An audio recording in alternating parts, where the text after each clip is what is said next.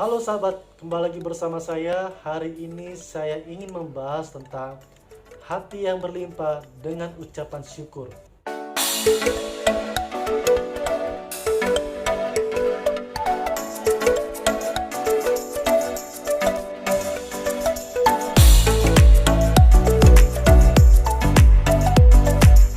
Mazmur 100 ayat 4 mengatakan, "Masuklah melalui pintu gerbangnya dengan hati nyanyian syukur. Ke dalam pelatarannya dengan puji-pujian, bersyukurlah kepadanya dan pujilah namanya." Seorang Kristen sejati seharusnya memiliki hati yang senantiasa berlimpah syukur. Kata senantiasa di sini berarti di segala situasi, bukan hanya saat-saat tertentu. Mengucap syukur ketika keadaan lagi tidak membaik dan tidak mudah untuk dilakukan. Tapi, bagaimana bila keadaan berbanding terbalik? Apa yang diharapkan? Masihkah kita mengucap syukur kepada Tuhan? Tuhan menghendaki kita untuk kita selalu bisa mengucap syukur dalam segala hal.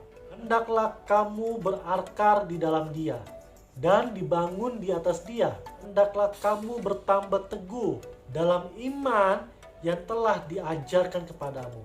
Dan hendaklah hatimu melimpah dengan rasa syukur. Kita tak akan pernah menyadari di balik dari rasa pengucapan syukur ada sesuatu kekuatan yang sangat dahsyat di dalamnya. Pada saat kita mengucap syukur, walaupun situasi tidak mendukung, kita sedang mengaktifkan iman kita kepada Tuhan. Kita harus percaya bahwa dalam segala perkara, baik atau buruk, Tuhan pasti turut bekerja di dalamnya untuk mendatangkan kebaikan bagi kita semua. Karena itu, tidak ada alasan untuk tidak mengucap syukur.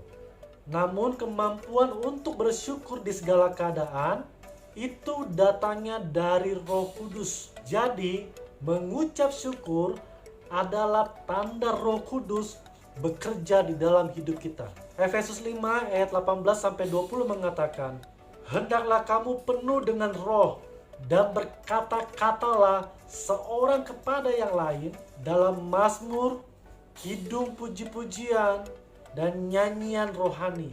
Bernyanyi dan bersoraklah bagi Tuhan dengan segenap hati." Bukalah hati dan undang Tuhan Yesus untuk masuk di dalam hati kita. Ia akan membantu dalam kelemahan-kelemahan kita, sehingga kita harus yakin kekuatan Roh Kudus tidak bisa dikalahkan oleh kuasa apapun yang ada di dunia ini. Tak bisa mengucap syukur artinya kerohanian kita sedang dalam masalah. Sebab pandangan kita hanya fokus kepada apa yang terlihat. Firman Tuhan menegaskan, hidup kita ini adalah karena percaya, bukan karena melihat. Mampu bersyukur berarti kita mampu mengimani janjinya Tuhan. Meskipun belum tampak jawaban dan belum tampak harapan, Habakuk tetap memilih untuk mengucap syukur kepada Tuhan. Pesan saya, seberat apapun masalahnya, tetaplah bersyukur kepada Tuhan. Karena Tuhan sanggup mengubah yang buruk menjadi kebaikan dan berkat bagi kita semua.